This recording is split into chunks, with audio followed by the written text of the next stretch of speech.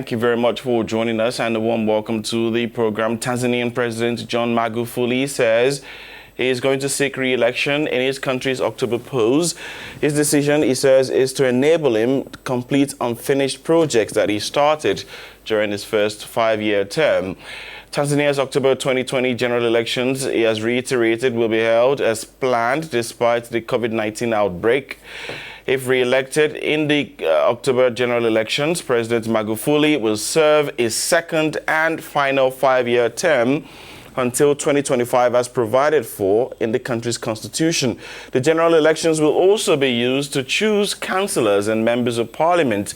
In June, Magufuli dissolved the parliament and pledged a free and fair vote in a country where the opposition has decried a climate of fear and violence.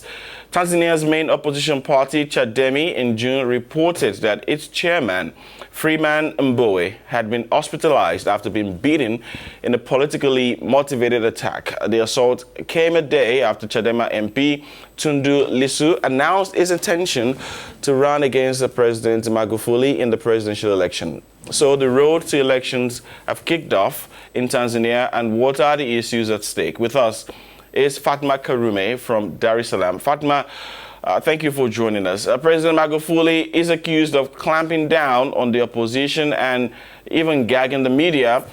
It's really hard to gauge any sort of enthusiasm, particularly for a man who was really loved in 2015 when he was voted for.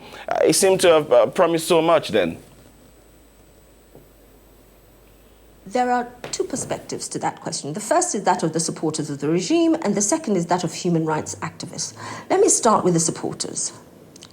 They have a shopping list of hardware bought by Magufuli in the last 5 years, which consists of a flyover, a bridge which is not yet finished, a standard gauge railway not yet finished from Dar es Salaam to Morogoro, a dam not yet finished, which is being built in the Selous National Park, which a lot of environmentalists are against, and aeroplanes bought from Boeing, Bombardier, and Airbus.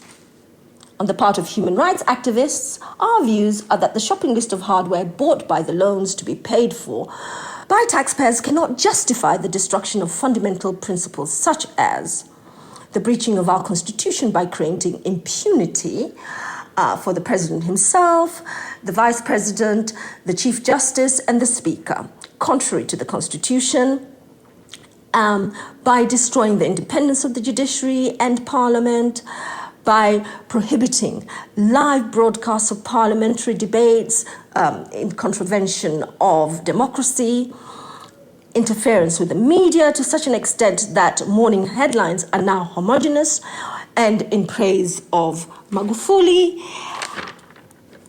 by using the levers of the state, including the judiciary and the police, to arrest and imprison members of the opposition, thus destroying our democracy, the destruction of civil society through the introduction of unconstitutional laws, the predatory incursion into the election commissions by placing in the election commission members of the ruling parties to act as returning officers.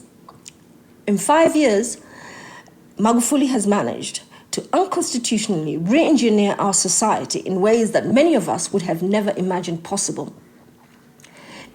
And ultimately, it'll be for the voters to decide in October 2020 if their votes are properly counted by an electoral commission whose independence is questionable. And I like how you say that ultimately it is left for the voters to decide if the votes are counted. But we'll wait for that in October. But let's look at something else now, the COVID-19 pandemic and the fact that Tanzania has just reopened schools despite the crisis. What do Tanzanians expect in campaigns and after, as far as this is concerned? Sadly, so far as my observations are concerned, Tanzanians truly believe their president. The president has told Tanzanians that the pandemic came like a whirlwind and it's left like a whirlwind, and Tanzanians believe it. And life has continued as normal. People are going about their business, people are not wearing masks, and they're looking forward to the election season. I think the only concern Tanzanians have at the moment is the economy and the rebooting of the economy post-pandemic. We wait to see just how that also turns out. Fatma, I'd love to thank you for your contribution on the program this morning. Thank you very much. Thank you.